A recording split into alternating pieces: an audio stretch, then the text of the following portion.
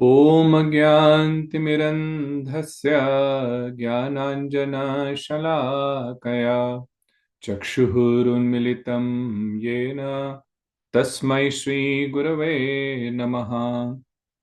नमो विष्णुपादाय राधिकायै प्रियात्मने श्रीमद्भक्तिवेदान्त नारायण गोस्वामिनिति नामिने। श्री कृष्ण लीला कथने सुदक्षम औदार्य माधुर्य गुणैशयुक्तम वरम वरेण्यम पुरुषम महांतम श्रीनारायणं त्वं शिरसा नमामि। त्रिदण्डिनां भक्तशिरोमणिं च श्रीकृष्णपादाब्जधृतये हृदि चैतन्यलीलामृतसारसारं नारायणं त्वं सततं प्रपद्ये। वाञ्छाकल्पतरुभ्यश्च कृपा सिन्धुभ्य एव च पतितानां पावनेभ्यो वैष्णवेभ्यो नमो नमः। नमो महावदन्याय कृष्ण प्रेम प्रदायते कृष्णाय कृष्ण चैतन्याय नाम्ने गौरतुषे नमः। हे कृष्ण करुणा सिंधु दीनबंधु जगतपते गोपेश गोपिका कांत राधा कांत नमस्तुते। तप्त कांचन गौरांगी श्री राधे वृंदावनेश्वरी वृषभानुसुते देवी प्रणमामि हरिप्रिये। तवैवास्मि न जीवामि त्वया विना इति विज्ञाय राधे तन्नय माम चरणान्तिके। भक्त्या विहीनापराधलक्ष्यै क्षिप्ताश्च कामादितरङ्गमध्यै कृपामयि त्वं शरणं प्रपन्ना वृन्दे नमस्ते चरणारविन्दम्। जय श्री कृष्ण चैतन्य प्रभु नित्यानंद श्री अद्वैत गदाधर श्रीवासादि गौर भक्त वृंद। हरे कृष्णा कृष्ण कृष्ण हरे हरे हरे राम राम राम हरे हरे। सर्वप्रथम मैं अपने गुरुपाद पद्म नित्य लीला प्रविष्ट ओम विष्णुपाद अष्टोत्तर शत श्री श्रीमद् भक्ति वेदांत नारायण गोस्वामी महाराज जी के श्री चरण कमलों में कोटि शत साष्टांग दंडवत प्रणाम ज्ञापन करता हूँ। तत्पश्चात सच्चिदानंद ठाकुर श्री भक्ति विनोद जी के श्री चरणों में कोटि कोटि दंडवत प्रणाम, जिनकी अहेतु की कृपा से ये जैव धर्म जैसा विलक्षण ग्रंथ हमें प्राप्त हुआ है। और सभी रूपानुगा गुरु वर्गों को और सभी भक्तों को मेरा यथा योग्य प्रणाम। तो हम लोग जैव धर्म का पाठ कर रहे हैं। हम लोग अधिकतर शनिवार के दिन करते हैं, लेकिन आज एक दिन पहले कर रहे हैं। इसके लिए जो कुछ असुविधा कुछ भक्तों को हुई उसके लिए मैं क्षमा मांगता हूं। तो हम लोग जैव धर्म के चौथे अध्याय को हमने पिछली बार प्रारंभ किया था, जिसमें लहाड़ी महाशय जी ने प्रश्न पूछा वैष्णव धर्म के विषय में। तो वैष्णव दास जी ने उनको बहुत सुंदर रूप से समझाना प्रारंभ किया कि देखो, दो प्रकार के वैष्णव धर्म हैं। एक है शुद्ध वैष्णव धर्म और एक है विध वैष्णव धर्म। विध वैष्णव धर्म अर्थात जिसमें कुछ अशुद्धता है। वह अशुद्धता क्या है? एक उन्होंने बताया कर्म विध वैष्णव धर्म, जिसमें वो कर्म को ही प्रधान मानते हैं और ये भी मानते हैं कि विष्णु आदि जो हैं वे भी कर्म के ही अधीन हैं। सो कर्म जो है वही सबसे ऊंची चीज है। और दूसरा उन्होंने बताया ज्ञान विद वैष्णव धर्म, जिसमें निर्विशेष ब्रह्म का जो ज्ञान है उसको सर्वोपरि मान करके उसी में मिलने की, उसी में सायुज्य मुक्ति की वह इस प्रकार से उपासना करते हैं। वे पंच उपासना करते हैं पांच देवताओं की, विष्णु, गणेश, शिव और फिर देवी। तो इस प्रकार से वे पांच देवताओं की उपासना करते हैं, सूर्य की भी उपासना करते हैं। तब आगे उसको और समझाते हुए कहते हैं वैष्णव दास जी कि श्रीमद् भागवत के अनुसार मनुष्य में परमार्थ की प्रवृत्तियां तीन प्रकार की होती हैं। भ्राम प्रवृत्ति, परमात्मा प्रवृत्ति और भागवत प्रवृत्ति। यहाँ पे हमने पिछली बार छोड़ा था कि तीन प्रकार की ये प्रवृत्तियां अर्थात इंक्लिनेशंस हैं, रुचि है। तो कुछ लोग भगवान को निर्विशेष ब्रह्म के रूप में पूजते हैं, कुछ उनको अपने हृदय में स्थित परमात्मा के रूप में उनकी पूजा करते हैं, और कुछ लोग उनको भगवान के रूप में उनकी पूजा करते हैं। तो ये हमने पिछली बार करा था कि जो जिनकी भ्राम प्रवृत्ति है वो निर्विशेष ब्रह्म की पूजा करते हैं, वे लोग पंच उपासना करते हैं। जिनकी परमात्मा के प्रति है वे कर्म योग अर्थात अष्टांग योग आदि ये सब करते हैं। और वे लोग भी जो विष्णु मंत्र दीक्षा आदि करते हैं उसमें भी वे उसको कर्म का ही अंग मानते हैं। वे भी जो मंत्र करते हैं उसको वो भक्ति से संबंधित नहीं करते, उसको वो कर्म का अंग समझकर ही वे ये सब दीक्षा मंत्र इन सब की मंत्रों का जाप करते हैं।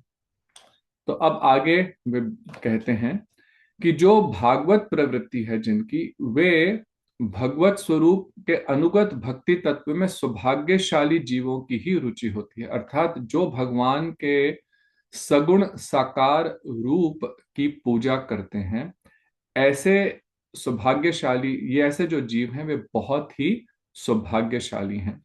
ब्रह्मांड भ्रमिते कौनो भाग्यवान जीव, गुरु कृष्ण प्रसादे पाए भक्ति लता बीज।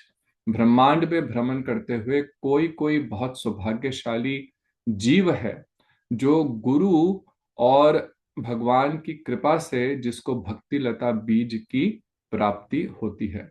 तो कह रहे हैं कि ये बहुत ही सौभाग्यशाली जीव ऐसे होते हैं जिनको भगवान के सगुण साकार रूप की आराधना की, जिनके हृदय में रुचि होती है। तो इन लोगों की भगवत आराधना आदि क्रियाएं कर्म अथवा ज्ञान के अंग नहीं हैं।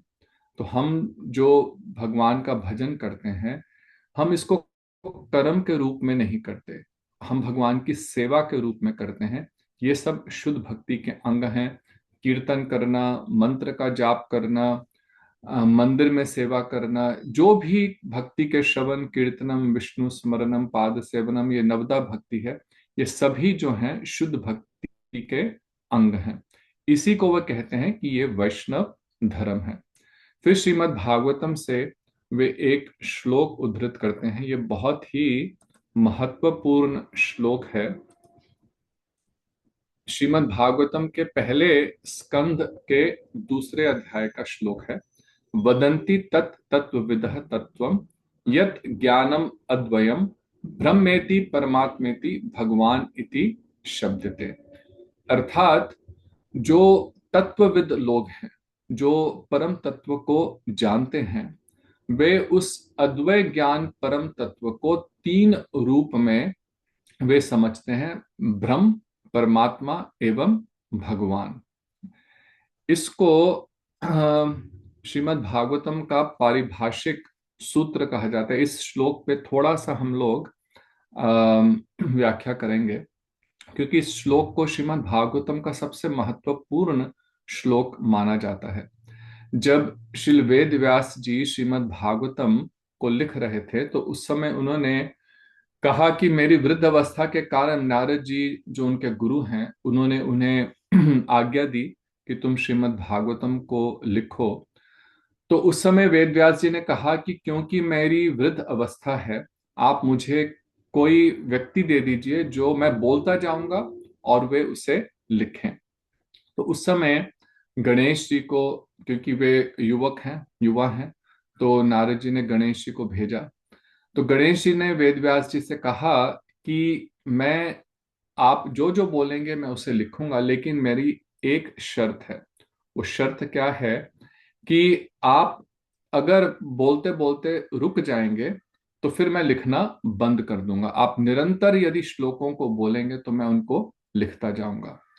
तो उस समय व्यासदेव जी ने कहा मेरी भी एक शर्त है। वो क्या शर्त है कि तुम कोई भी श्लोक बिना समझे हुए नहीं लिखोगे, और यदि लिखोगे तो फिर तुम्हारा सिर जो है धड़ से अलग हो जाएगा।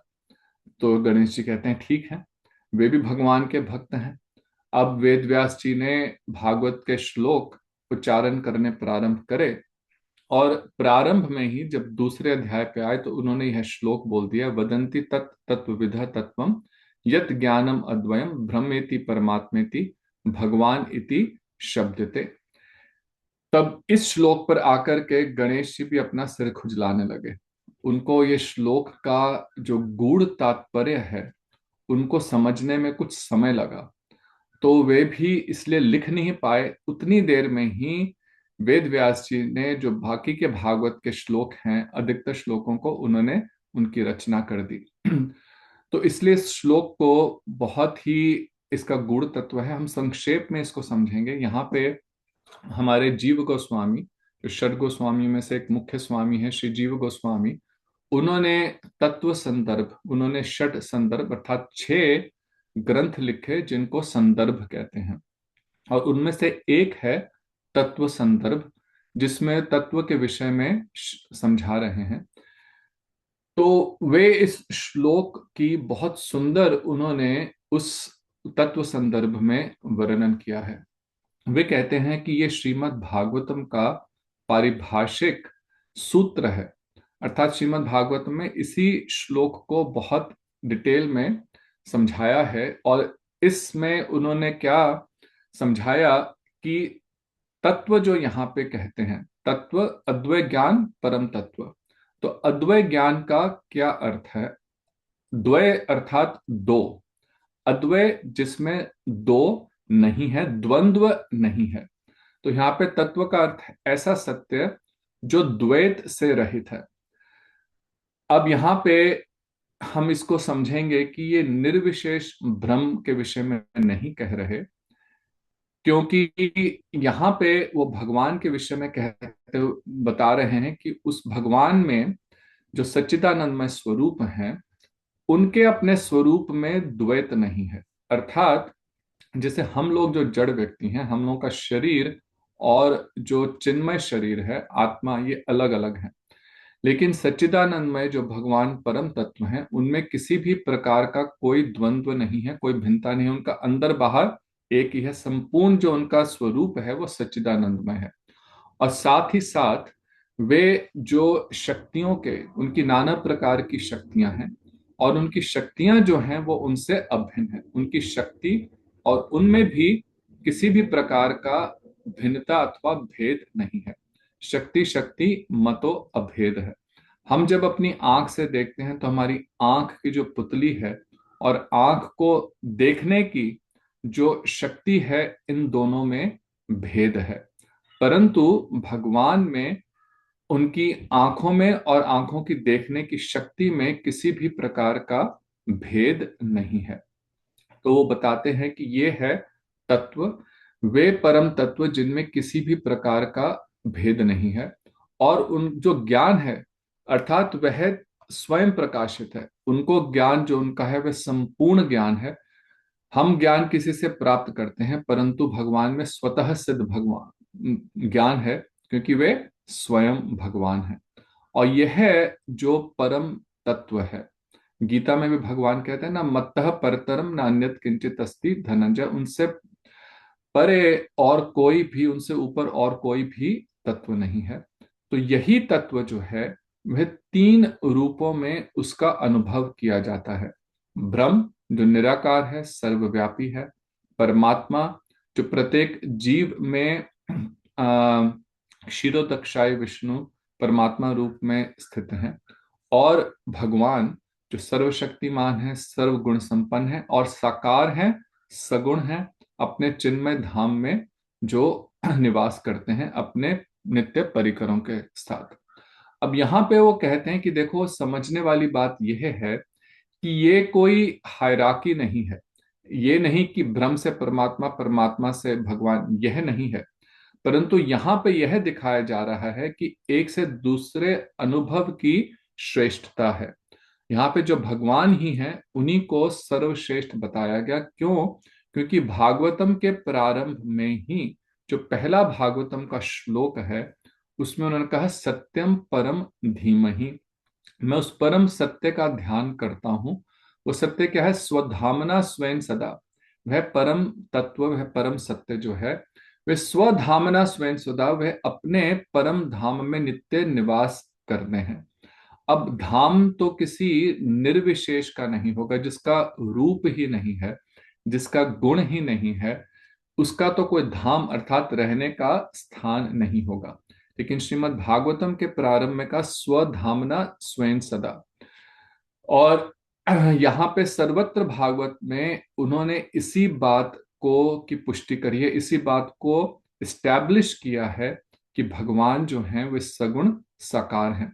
तो भागवत का जो उद्देश्य ही है वो यही स्पष्ट करना है कि भगवान जो हैं सगुण साकार हैं। ब्रह्म और परमात्मा वह उनका केवल आंशिक अनुभव है ना। और वह जो परम भगवान है वे श्री कृष्ण है। एते चंच कलह पुंसा कृष्णस्तु भगवान स्वयं। तो यहाँ पे उन्होंने इस श्लोक के माध्यम से बताया, और इसकी बहुत सुंदर रूप से हम लोग एक सरल उदाहरण लेकर के, कि जैसे सूर्य है, सूरज है, और सूर्य जो है उसकी तीन रूपों से आपको अनुभव होता है। अभी हम लोग जो यहाँ पे अमेरिका में हैं, अभी यहाँ पे कमरे में जिसमें मैं भी बैठा हूँ, तो बाहर से थोड़ी बहुत सुंदर सूरज की रोशनी अंदर आ रही है ना। तो जो सूरज की रोशनी है वह सर्वत्र विद्यमान है। अब यदि किसी व्यक्ति ने कभी अपने कमरे से निकल करके बाहर नहीं देखा, परंतु रोज सुबह वह सूरज की रोशनी को देखता है, और उसकी रोशनी से क्या होता है कि सारा कमरा जो है वह दीप्यमान हो जाता है, सारा कमरा लिट अप हो जाता है। अब यदि कभी उसने बाहर जाके देखा ही नहीं और वह यह सोचे कि जो सूरज है वो केवल रोशनी ही है ना, तो उसका कहना गलत नहीं है, परंतु कंप्लीट नहीं है, पूर्ण नहीं है ना। अब जो व्यक्ति बाहर जाके देखेगा वो उसको दूर से उसको सूरज का एक ग्लोब नजर आएगा। तो वो है परमात्मा रूप में, जिसको यहाँ देख सकते हैं कि उसका भी एक रूप है। अब सूर्य पे सूर्य भगवान भी रहते हैं, वहां पे सूर्य देव हैं। या सूर्य का जो अपना पूर्ण रूप है उसको भगवान के रूप में समझेंगे। तो सूर्य को भी तीन प्रकार से, एक उसकी रोशनी है, एक उसका केवल जो बाह्य सोलर जो उसकी आभा है, और एक जो सूर्य का अपना रूप है, गोलाकार रूप है, जहां पे सूर्य देव भी निवास करते हैं। तो इस प्रकार से तीन रूपों में जैसे सूरज को हम देखते हैं, उसी प्रकार से तीन रूपों में उस परम तत्व भगवान। लेकिन सूर्य में भी देखेंगे आधार क्या है? आधार वो सूर्य का जो अपना रूप है। यदि वह सूर्य नहीं होता, जो गोलाकार सूर्य नहीं होता, तो कहीं पे सूरज की रोशनी भी नहीं होती। तो जो रोशनी है वह सूर्य का आधार नहीं है, वह केवल उसका प्रकाश मात्र है। गीता में भी भगवान कहते हैं भ्रमणो ही प्रतिष्ठा अहम। उस निर्विशेष ब्रह्म का आधार मैं ही हूं। इसलिए ये जो पॉइंट है यह समझना बहुत ही आवश्यक है। पिछली बार भी मैं वर्णन कर रहा था कि निराकार यह शब्द मूल शब्द नहीं है, मूल शब्द है आकार। उसी प्रकार से निर्गुण यह मूल शब्द नहीं है, परंतु गुण जो है यह मूल शब्द है। तो इसी प्रकार से जो भगवान का रूप है वह उनका वास्तव में भगवान का जो रूप है वो आधार है। भगवान का निराकार जो प्रकाश है वह उस परम तत्व का आधार नहीं है ना।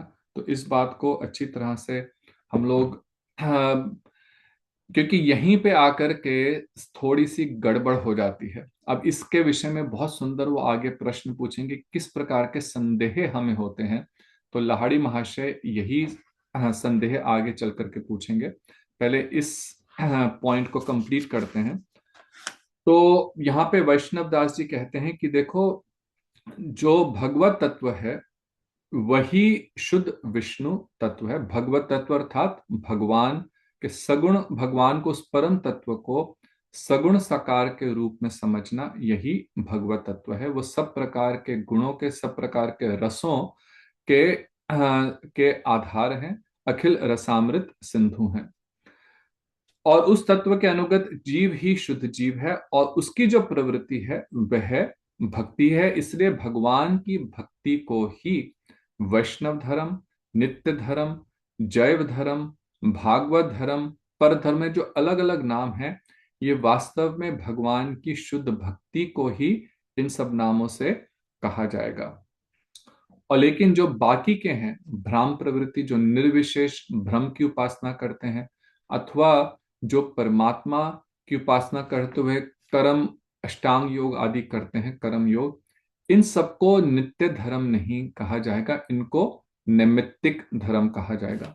तो नैमित्तिक, जैसे हम लोगों ने पहले भी पढ़ा था कि जहां पे कोई निमित्त हो, वह धर्म जो हम अपनी मुक्त अवस्था में जब भगवत धाम में जाएंगे, तो जहां पे जिस क्रियाओं को, जिस उपासना आदि को, साधना को नहीं करेंगे, वह नैमित्तिक धर्म है। तो अब यहाँ पे प्रश्न उठता है कि इनको नैमित्तिक धर्म कैसे कहेंगे। तो वो बहुत सुंदर रूप से समझाते हैं कि देखो, जो निर्विशेष की उपासना करते हैं, निराकार की उपासना करते हैं, उसमें भी एक निमित्त है।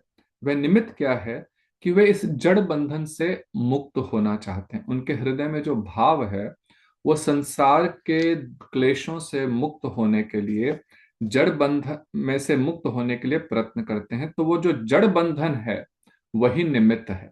अब वो जब जड़ बंधन दूर हो गया, तो फिर उस प्रकार का जो धर्म है वह भी वे नहीं पालन करेंगे, है ना। अ, तो इसलिए वह जो, एक सेकंड आप मुझे जरा, एक सेकंड।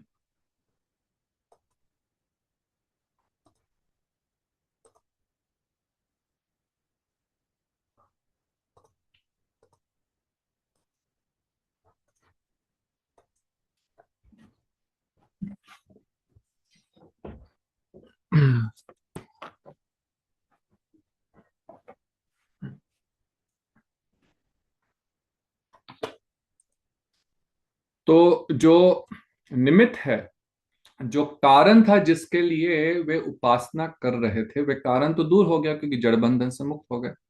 तो इसलिए उसको भी नैमित्तिक धर्म कहेंगे। अब जो परमात्मा का भजन करते हैं, उनमें भी निमित्त है। वो निमित्त क्या है कि वे जीव समाधि सुख की कामना से परमात्मा धर्म का अवलंबन करते हैं कि समाधि में जाएंगे, और सूक्ष्म जो उनके हृदय में परमात्मा रूप हैं, उनका वे ध्यान करते हैं। अब वे ध्यान भी तभी तक कर सकते हैं ना कि जब तक यह जड़ शरीर है। अब जब वो भी नहीं रहा, और जब वो मुक्ति की अभिलाषा करते हैं, तो वहां पे भी केवल उस समाधि सुख को ही प्राप्त करने की कामना है। अब जब समाधि में चले गए तो वो भी नहीं रहा। तो ये जो है, ये सब निमित्त हैं, इसलिए इसे भी निमित्तिक धर्म कहा गया। लेकिन जो विशुद्ध भागवत धर्म है, भगवान का जो हम भजन करते हैं, जैसे पहले भी हम लोगों ने वर्णन किया कि भगवान की जो हम भक्ति करते हैं, उनका हरि नाम संकीर्तन करना, नाना प्रकार की सेवाएं, ये केवल उपासना के समय नहीं है, साधना के समय ही नहीं है। जब भगवत प्राप्ति होगी, जब भगवान के धाम जाएंगे, तो वहां पे भी ये सभी सेवाएं रहेंगी। इसलिए भगवान जो भक्ति है, वो साधन और साध्य काल दोनों में एक जैसी है, समान है। तो अब लाहिड़ी महाशय ने एक प्रश्न पूछा। तो उन्होंने कहा कि आप जो ये वैष्णव धर्म का उपदेश दे रहे हैं, बहुत ही सुंदर है, और मेरी उम्र भी बढ़ रही है। मैं चाहता हूं, मैंने सुना है कि यदि कोई सतगुरु प्राप्त हो, तो उनसे दीक्षा मंत्र लेना चाहिए। भले आपके पहले आपने किसी से मंत्र लिया हो, परंतु यदि वे शुद्ध वैष्णव नहीं थे, और अब आपको किसी भगवान की कृपा से किसी शुद्ध भक्त का आश्रय प्राप्त हो रहा है, तो आपको उनसे शिक्षित और दीक्षा लेना ही उचित है। तो पहले हो सकता है जो असत गुरु हो, कह रहे हैं असत असत गुरु द्वारा पहले से दीक्षा और शिक्षा ग्रहण करने पर भी सतगुरु मिलने पर पुनः शिक्षित और दीक्षित होना उचित है। अब यहाँ पे असत गुरु क्या हुआ? असत गुरु वे जो पहले की वो किसी वैष्णव परंपरा में नहीं है ना, हमारी जो चार वैष्णव परंपरा है उनमें नहीं है। और दूसरा जो भगवान भगवत संबंधी शुद्ध ज्ञान नहीं देते, जो अष्टांग योग की करेंगे अथवा निर्विशेष ब्रह्म की उपासना, इस प्रकार के अनेकानेक हैं। तो जब इस तत्व को हम समझ जाएं कि जो हम कर रहे हैं वह ठीक नहीं है ना, निर्विशेष ब्रह्म की उपासना करना या कोई ध्यान लगाना, ऐसे कई तरह के आजकल प्रचलित जगह चीजें हैं, या हम लोग नाना प्रकार की देवी देवताओं की उपासना करना, जब ये सब समझ गए तो समझ करके फिर हमें सतगुरु का आश्रय लेना चाहिए। अब देखिए यहाँ पे वैष्णव दास जी क्या कहते हैं। वो कहते हैं कि देखो, मैं आपको जितनी मेरी इसमें शक्ति है उसके अनुसार मैं आपको शिक्षा तो दूंगा, परंतु दीक्षा देने के योग्य मैं नहीं हूं। जैसा भी हो इस समय आप शुद्ध वैष्णव धर्म की शिक्षा ग्रहण करें। तो बहुत सुंदर उन्होंने बोला कि मैं अभी आपको दीक्षा, दो कारणों से, एक तो उनके अपने स्वयं गुरु हैं प्रेमहंस दास बाबा जी, तो उन्होंने स्वयं अभी दीक्षा ग्रहण करी है, और ये उनकी विनम्रता है। भले वो इसके योग्य भी हैं परंतु फिर भी जो वैष्णव है वो कभी भी अपने को गुरु होने का योग्य नहीं मानते जब तक उनके अपने गुरु की का आदेश नहीं हो। और यदि वे गुरु का स्थान लेते भी हैं तो केवल एक सेवा के भाव से, अपने गुरु परंपरा की सेवा के भाव से। तो अब वो कहते हैं कि देखो, अब बहुत आगे उस इसको बहुत सुंदर अब जो समझा रहे हैं कि चैतन्य महाप्रभु ने वैष्णव धर्म में तीन तत्वों को समझाया है। ये तीन तत्व क्या है? संबंध, अभिधेय एवं प्रयोजन। दोबारा से, संबंध, अभिधेय और प्रयोजन, ये तीन तत्वों को वो समझाएंगे। और जितने भी हमारे गीता भागवत में इन सब में जो श्लोक हैं, इन सब को आप इन तीनों से संबंधित देख सकते हैं कि इन सभी जो तत्व समझाए गए गीता भागवत में, या तो वो संबंध के विषय में है, हमारा भगवान से क्या संबंध है, अभिधेय अर्थात हमारा ये जो प्रोसेस क्या है, साधन क्या है, और प्रयोजन अर्थात जिस गोल को हम प्राप्त करना चाहते हैं, भगवान की प्रेममय सेवा। तो इन्हीं तीन तत्वों से संबंधित ही गीता और भागवत में सब कुछ वर्णन किया गया है। तो सबसे पहले वो संबंध तत्व के विषय में बताते हैं, जो ये जैव धर्म का दूसरा खंड है, वहां पे इस विषय को और भी विस्तार से वे समझाएंगे, जहां पे वे दश मूल की शिक्षा देंगे।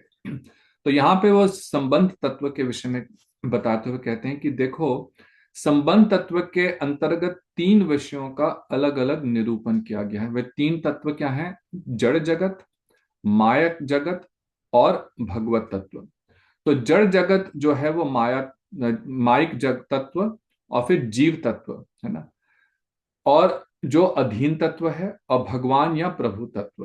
तो तीन तत्व बताए कि एक जड़ जगत जो भगवान की बहिरंगा शक्ति से उत्पन्न होता है, और दूसरा जीव जो भगवान की तटस्थ शक्ति है, और तीसरा भगवत तत्व जो सबके प्रभु हैं। अब सबसे पहले इसमें वे भगवत तत्व को बता रहे हैं। तीन तत्वों में सबसे पहले वो भगवान के विषय में बताते हैं कि वे एक और अद्वितीय हैं, सर्वशक्ति संपन्न, सर्व आकर्षक, ऐश्वर्य और माधुर्य के एकमात्र निलय तथा जीव शक्ति के आश्रय हैं। माया और जीवों के एकमात्र आश्रय होकर भी वे सुंदर रूप में एक परम स्वतंत्र स्वरूप हैं। उनका अपना भी एक परम सुंदर चिन्मय स्वरूप है। उनके अंगों की प्रभा दूर से ही निर्विशेष ब्रह्म के रूप में प्रतिभासित होती है। तो कह रहे हैं कि दूर से ही उन्हीं के जो अंगों की प्रभा है वही वास्तव में क्या है? वही निर्विशेष ब्रह्म है। तो यहाँ पे हमारे ब्रह्मा जी एक बहुत सुंदर श्लोक ब्रह्म संहिता में, यस्य प्रभा प्रभतो जगदंड कोटि कोटिषु अशेष वसुधाति विभूति भिन्नम तत् ब्रह्म निष्कलम अनंतम अशेष रूपम गोविंदमादि पुरुषम तम अहम भजामि। कह रहे हैं यस्य प्रभा प्रभवतो जगदंड कोटि, जिनकी प्रभा से, जिनके चिन्मय शरीर के प्रकाश से सारा जो जगत है वह प्रकाशित हो रहा है। जो भी सूर्य की रोशनी भी है, निर्विशेष ब्रह्म जो है वे भी उन्हीं का ही प्रकाश है। और जो जो बाकी भी जगत में जो भी प्रकाश है वो भगवान के जो रूप की आभा है, जो प्रभा है, उसी का वह प्रकाश मात्र है। तो उन्हीं की ऐसी शक्ति जीव और जगत की सृष्टि कर अपने अंश से परमात्मा के रूप में जगत में प्रवेश करती है। तो उन्हीं की शक्ति है जिससे निर्विशेष ब्रह्म जो हम जिसे कहते हैं, उन्हीं की शक्ति तटस्था शक्ति है जिससे जीव प्रकाशित होते हैं, और उन्हीं की शक्ति बहिरंगा शक्ति है जिससे जड़ जगत बनता है, और उन्हीं का एक अंश है परमात्मा जिस रूप से वे जगत में प्रवेश करते हैं। तो ये जो भगवान हैं, जो परम अपने जो पर व्योम में रहते हैं, इस जड़ जगत से परे रहते हैं, उनके दो प्रकार के प्रकाश हैं, एक ऐश्वर्य प्रधान और एक माधुर्य प्रधान। एक जिसमें उनका ऐश्वर्य प्रकाशित होता है, उस रूप में वे वैकुंठ में निवास करते हैं नारायण के रूप में, और एक उनका माधुर्य जिस रूप में वे वृंदावन में गोपीजन वल्लभ श्री कृष्ण चंद्र हैं, गोपियों के प्रिय श्री कृष्ण चंद्र, वे गोलोक धाम वृंदावन में निवास करते हैं। तो कह रहे हैं उनके जो प्रकाश, उनके भगवान से कितने पहले चतुर भगवान बलदेव प्रकट होते हैं, फिर चतुर्विहु, फिर द्वितीय चतुर्विहु, नाना प्रकार के नारायण स्वरूप। तो उनके अनेक विलास हैं, वे सभी के सभी नित्य हैं और अनंत हैं। उनके समान कोई या कुछ भी नहीं, उनसे अधिक अर्थात श्रेष्ठ होने की तो बात ही क्या है। तो वही जो गीता में भगवान कह रहे हैं कि मत्तः परतरम न अन्यत किंचित अस्ति धनंजय, कि मुझसे परे और कोई भी तत्व नहीं है। तो फिर वो कह रहे हैं कि जो उनकी पराशक्ति है, जो उनकी यह ट्रांसेंडेंटल, इंग्लिश में कहेंगे ट्रांसेंडेंटल जो पोटेंसी है ना, जो माया शक्ति से परे जो उनकी पराशक्ति है, उसके कई प्रकार के विक्रम हैं। तो 3 विक्रम उन्होंने बताए, या 3 रूप के रूप में आप उनको समझ सकते हैं। एक उनका है चित्त विक्रम, चित्त शक्ति, जिनसे उनकी नाना प्रकार की जो चिन्मय लीलाएं हैं वे सब सिद्ध होती हैं। और दूसरा है जो हमने अभी करा कि जीव शक्ति, अथवा जिसे तटस्थ शक्ति कहते हैं, जिनसे जीवों का उदय होता है। और इसी प्रकार से फिर माया शक्ति अथवा माया विक्रम, जिससे यह जड़ जगत प्रकट होता है। तो इन तीनों के बीच में जो संबंध है, जीव का माया के साथ, जीव का भगवान के साथ, और माया का भगवान के साथ, तो 3 चीजें हुई ना, जीव, माया और भगवान, इनका आपस में जो संबंध है उसे संबंध तत्व कहते हैं। कि जीव का भगवान से क्या संबंध है, जीवर स्वरूप हो कृष्ण नित्यदास। जीव का माया से क्या संबंध है, माया के वशीभूत है।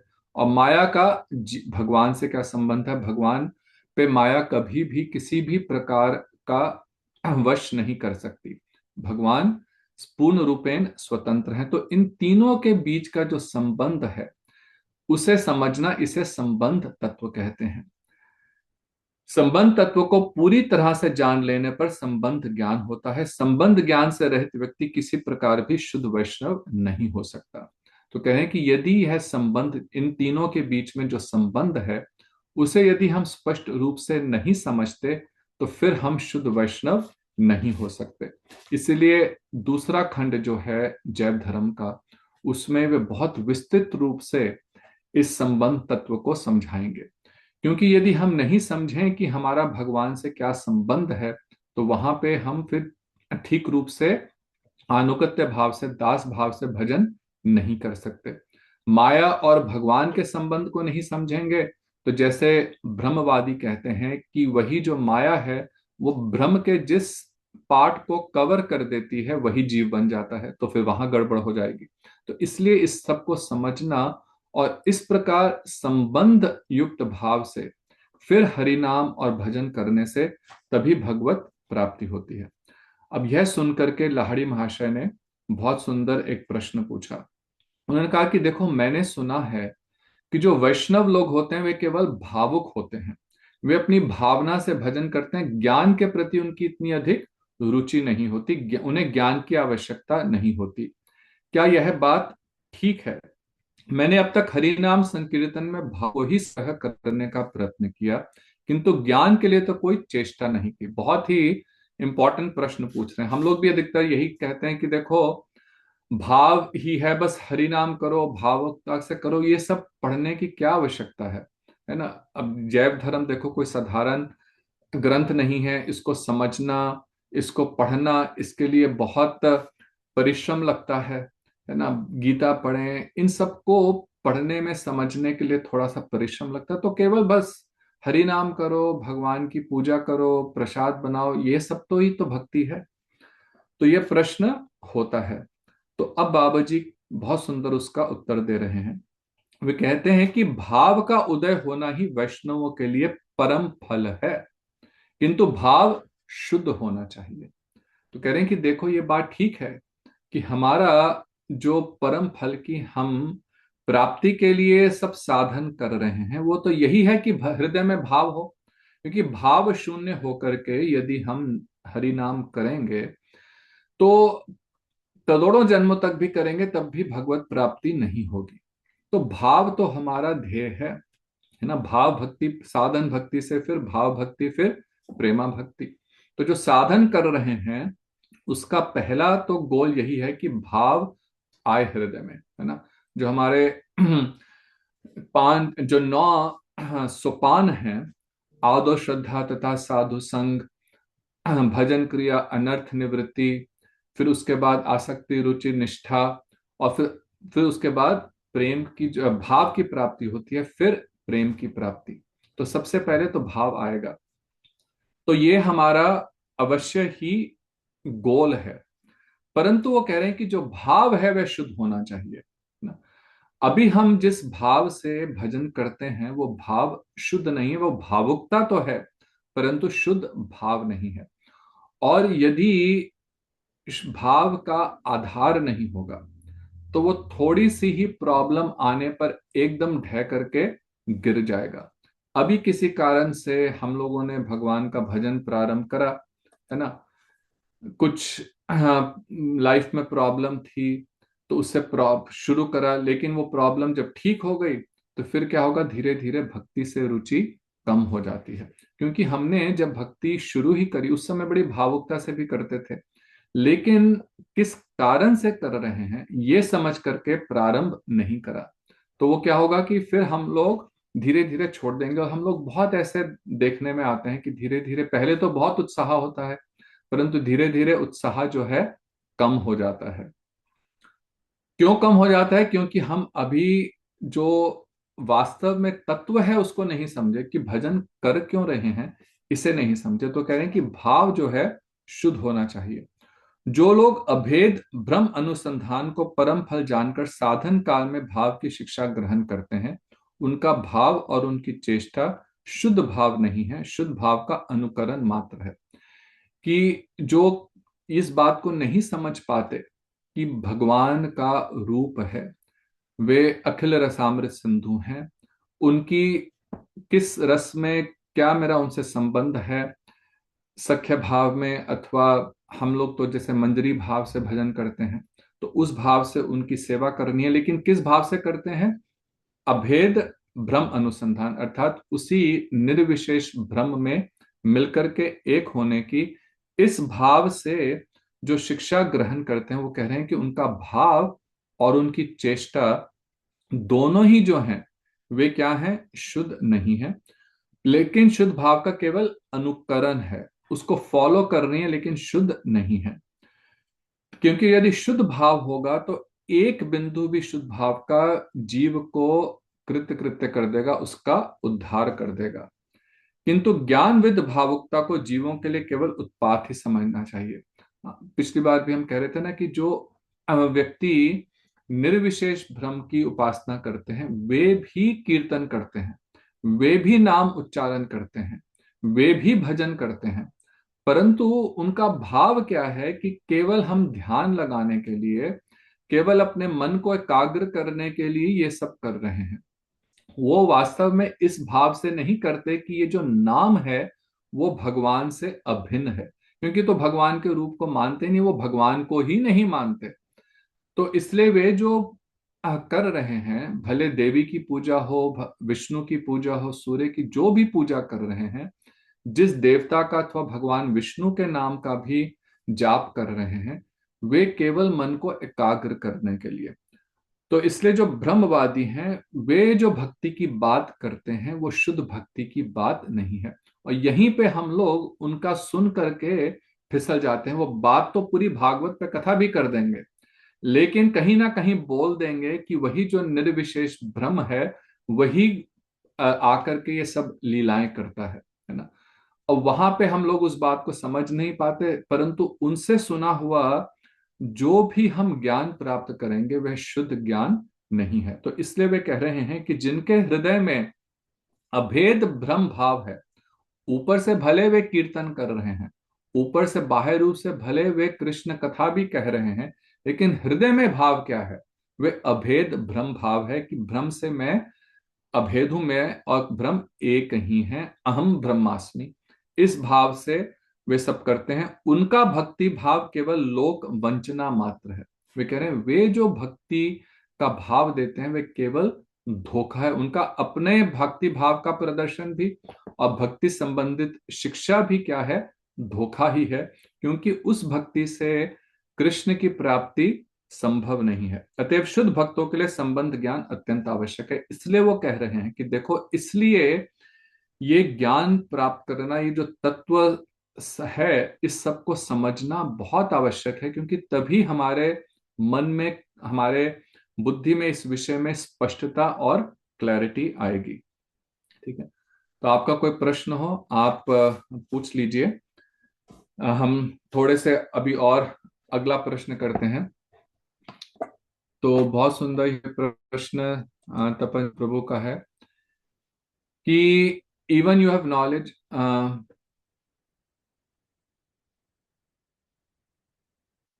इसका आप एक बार तपन प्रभु, आपका क्या प्रश्न है कि इवन अगर आप ज्ञान भी ले लो और सत्य को प्राप्त भी कर लो, तो तब भी आप डिस्ट्रैक्शन हो रही है, भक्ति नहीं कर रही है, आपका प्रश्न है क्या?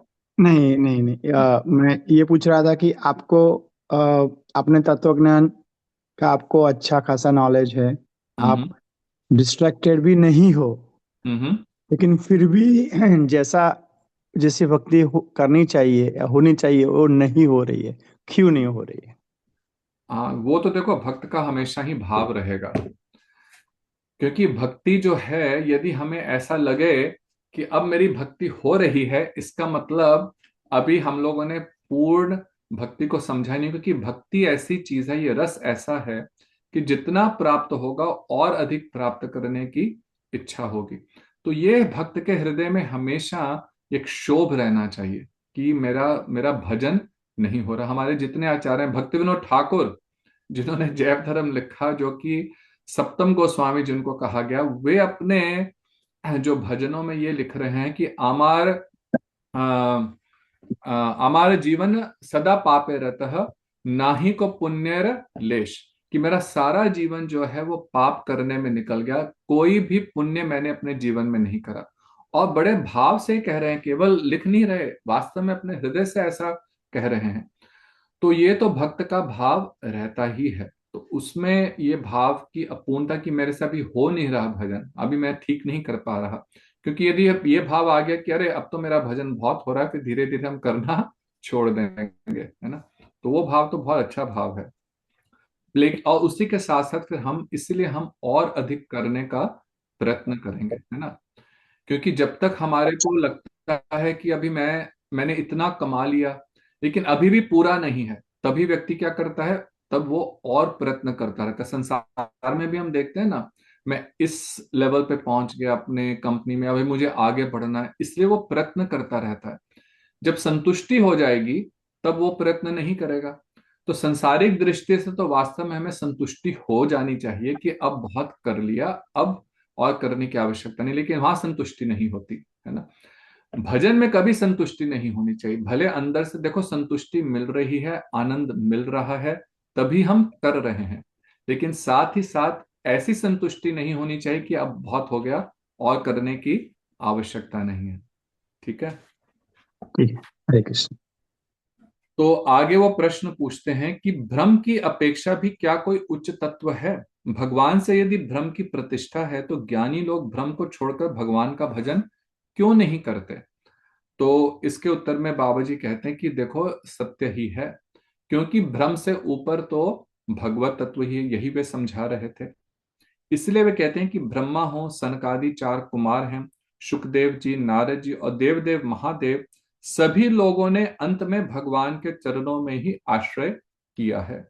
अब सुखदेव गोस्वामी जी हैं तो वे वास्तव में भगवान के स्वयं राधा जी के शुक पक्षी हैं, है ना। तो उन्हीं के वे नित्य परिकर हैं। लेकिन जब वे सुखदेव गोस्वामी जी के प्रकट के रूप में आए तब सबसे पहले जैसे कि वे ब्रह्मवादी हैं और नंग धड़ंग माता बिटिका जी के गर्भ से प्रकट होते ही जंगलों की ओर चले गए।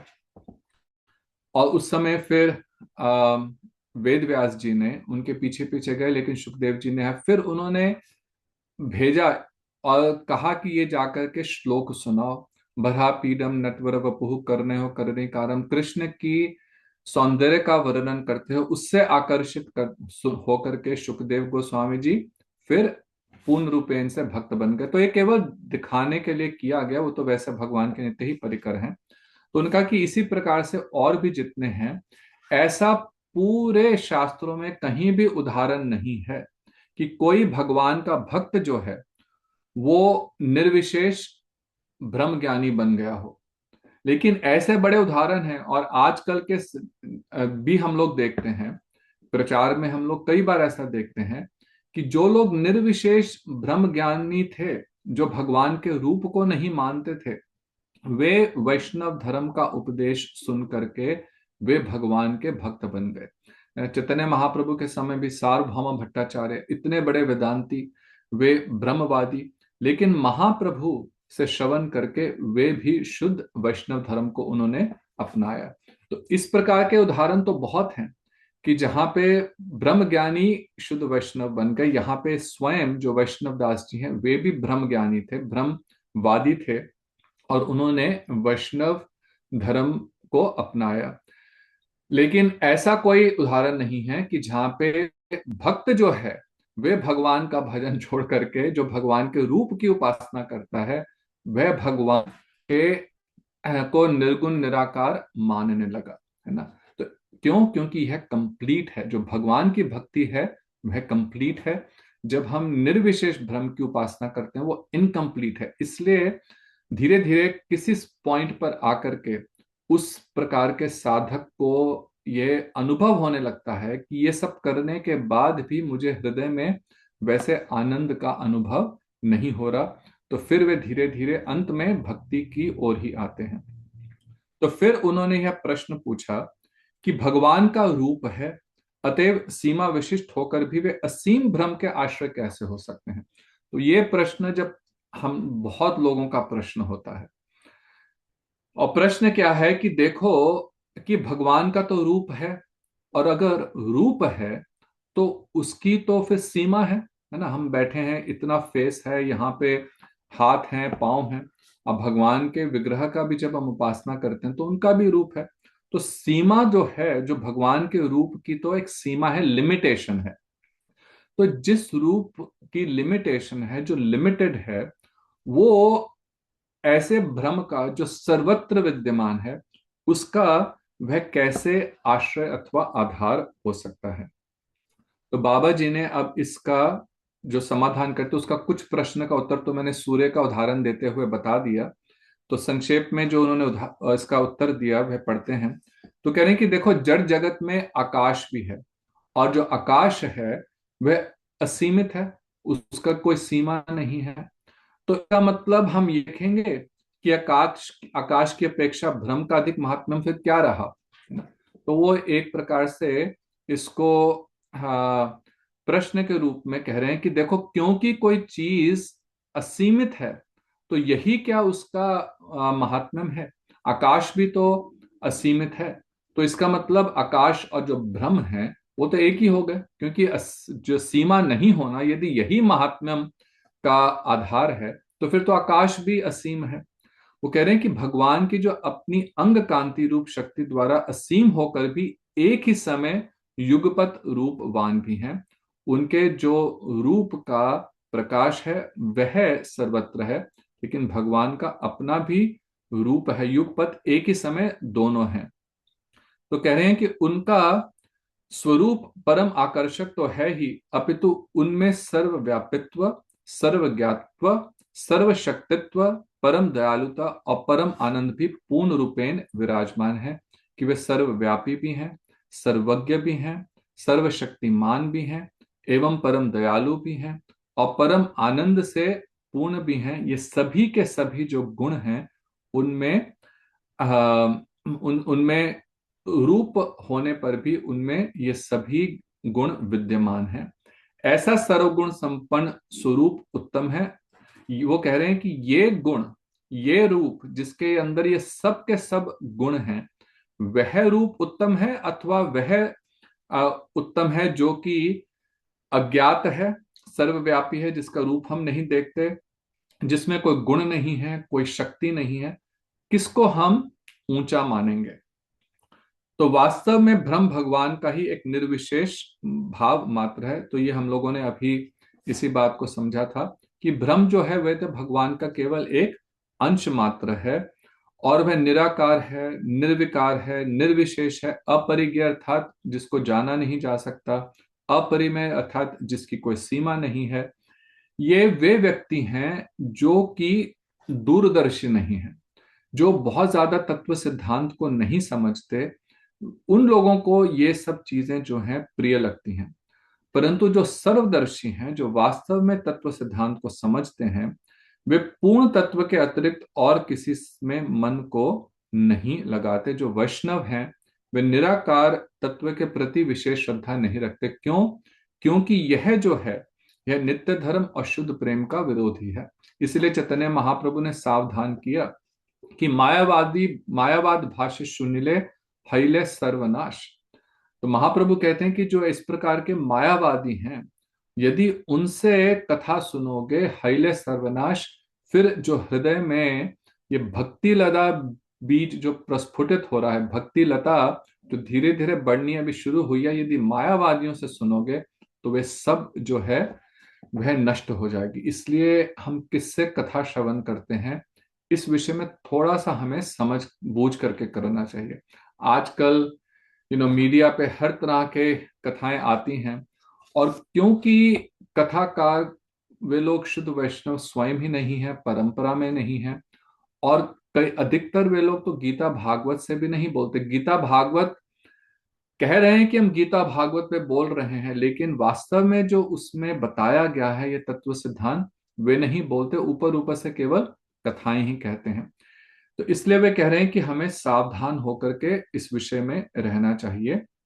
परमेश्वर श्री कृष्ण चंद्र सर्वविशेष और निर्विशेष दोनों के ही तत्वों के आश्रय हैं। वे परम आनंद के समुद्र हैं, अर्थात अखिल रसामृत सिंधु हैं। तो इसके बाद एक और प्रश्न करके फिर वो कह रहे हैं कि श्री कृष्ण का जन्म है, कर्म है और शरीर त्याग है, तब उनकी श्री मूर्ति नित्य कैसे हो सकती है। तो ये भी प्रश्न आता है कि हमने तो भागवत में सुना कि भगवान ने जन्म लिया, फिर एक समय जब 125 वर्ष की उनकी आयु थी तो एक बहेलिये ने तीर उनके पांव में लगा और उन्होंने शरीर त्याग दिया। तो लाहिड़ी महाशय पूछते हैं कि उनका तो जन्म भी है, कर्म है, शरीर भी है, तब उनकी श्री मूर्ति नित्य कैसे हो सकती है। तो बाबा जी ने बोला कि जो भगवान का रूप है वह सच्चिदानंदमय है, उसमें जड़ संबंधी है, जन्म कर्म और देह त्याग नहीं है। अब इसको थोड़ा सा समझेंगे कि भगवान का जो इस जगत में आना है वो हम लोगों जैसे कर्मों के कारण, हम अपने प्रारब्ध कर्मों के कारण हम इस जगत में जन्म लेते हैं, पूर्व जन्मों के फलों, कर्मों के फलों को भुगतने के लिए। लेकिन भगवान पूर्ण रूपेण स्वतंत्र हैं। गीता में स्पष्ट रूप से कहते हैं संभवामी आत्म माया, कि मैं सब जीवों का स्वामी हूं, ईश्वर हूं, और आत्म माया अपनी ही स्वरूप शक्ति, योग माया शक्ति के से मैं अपनी इच्छा से, संभवामी आत्म माया, मैं अपनी इच्छा से इस जगत में आता हूं। फिर भगवान कहते हैं जन्म कर्म च में दिव्यम एवं यो वेत्ति तत्वतः त्यक्त्वा देहम पुनर्जन्म नायति मामेति सो अर्जुन, कि मेरा इस जगत में आना, जन्म, और इस जगत में कर्म, उनके कर्म क्या है, लीलाएं। तो मैं जो इस जगत में आकर के लीलाएं करता हूं, जन्म कर्म च में दिव्यम, वे कहते हैं कि वे सब दिव्य हैं। वे हमारे कर्मों जैसे नहीं है जिनका पाप और पुण्य फल है। उनके जो कर्म हैं वे लीला हैं, वे दिव्य हैं। दिव्य कर्म क्या है, लीला है। जन्म कर्म च में दिव्यम, और जो इस बात को तत्वतः समझ जाता है, वेत्ति तत्वतः, त्यक्त्वा देहम पुनर्जन्म नायति मामेति स्वर्जुन, वो कह रहे हैं कि उसको क्या फल मिलता है केवल इतना ही समझ जाने से, कि मैं कोई जड़ जीव नहीं हूं, मैं इस जगत में अपने स्वतंत्र भाव से, अपनी इच्छा से, स्वतंत्र इच्छा से, योग माया का आश्रय लेकर के मैं इस जगत में आता हूं, और उसी योग माया से भगवान की सब लीलाएं जो होती हैं, तो ये सब दिव्य हैं। वो इस जगत से मुक्त होकर के वे त्यक्त्वा देहम पुनः जन्म कर्म च में दिव्यम एवं यो वेति तत्वतः त्यक्त्वा देहम पुनर्जन्म, इस देह को त्याग करके उसका फिर पुनर्जन्म नहीं होता। तो जिस यही तत्व को समझने से, यदि हमारा पुनर्जन्म नहीं होता तो फिर भगवान का जन्म और कर्म जो है वह जड़ीय कैसे हो सकता है। अब उन्होंने जब इस जगत से अपनी लीला को समाप्त करा, तो भागवत में भी ऐसा आता है कि बहेलिया ने एक तीर मारा। लेकिन ये भगवान ने उन लोगों को दिखाने के लिए जो उनकी भगवत्ता को नहीं मानते हैं, उनको केवल भ्रमित करने के लिए ऐसा नाटक रचा। हमारे आचार्यगण बहुत सुंदर इस विषय में एक उदाहरण देते हैं। विश्वनाथ चक्रवर्ती ठाकुर भी इस विषय में उदाहरण देते हैं कि एक समय एक नट था। नट मतलब कि पहले लोग आते थे, आकर के कई तरह के वो लोग करतब दिखाते थे। तो ये जो व्यक्ति थे, ये जो परिवार था, वो व्यक्ति नट, उसकी पत्नी और उसके बच्चा, लड़का, तो ये लोग एक राजा के दरबार में आए उनको अपना करतब दिखाने के लिए। तो अब बहुत सुंदर उन्होंने दिखाया, बहुत सुंदर उन्होंने ऐसे ऐसे चीजें करके दिखाई कि जैसे आप कभी, हम लोग जब बच्चे थे देखते थे ना, सड़क पे लोग आते थे, वो लोग दो लकड़ियां दोनों तरफ बांध करके बीच में एक रस्सी, और एक उसके ऊपर कोई चल रहा है उस रस्सी के ऊपर, और हाथ में उसने कुछ पकड़ा हुआ है, सिर पे मटके रखे हुए हैं, इस प्रकार से संतुलन करते हुए दिखाते थे वे लोग। तो वे चलते हुए जा रहे हैं उस पे, तो ये देख करके जो राजा थे वे बहुत ही प्रसन्न हुए, और रानी ने अपना हार उतार करके दिया कि इनको दे दो। अब वो रानी ने हार उतार करके जब दिया, जब उन्होंने एक बच्चे के हाथ में दिया, तो दूसरा जो लड़का था वो, कि अरे ये करतब तो मैंने भी दिखाया था। तो दोनों के आपस में लड़ाई होने लगी, तो दोनों ने तलवारें निकाली, तलवारों से एक दूसरे का गला काट दिया। और ये देख करके जो माता पिता थे वे भी बड़े दुखी हुए, और उन्होंने भी अपना शरीर छोड़ दिया, उन्होंने भी अपना तलवार से सिर काट लिया। अब ये देख करके तो सब हाहाकार करने लगे कि ये क्या हो गया, कि हम तो यहाँ पे इनको ये उपहार के रूप में दिया और इन लोगों ने अपना इस प्रकार से शरीर त्याग दिया। खैर, सब लोग बड़े दुखी हुए। 3-4 दिन बाद पत्र आया, और उसमें पत्र था कि राजन, आपने जो हमने कर्तव्य दिखाया उसके लिए आपने हमें माला दी, इतना बहुमूल्य माला दी, लेकिन जो हमने अंत में आपको कर्तव्य दिखाया उसके लिए तो आपने हमारे को कोई रिवॉर्ड दिया ही नहीं। तो ये देख करके, सुन पढ़ करके राजा बहुत आश्चर्यचकित हुए, और उन्होंने कहा कि हम लोग सब ठीक ठाक हैं, जो नट ने कहा हम सब ठीक हैं, आप आइए हमें देखिए। तो राजा गए, देखते हैं कि वो तो सब अपने परिवार के साथ बिल्कुल स्वस्थ और जैसे थे पहले वैसे ही थे।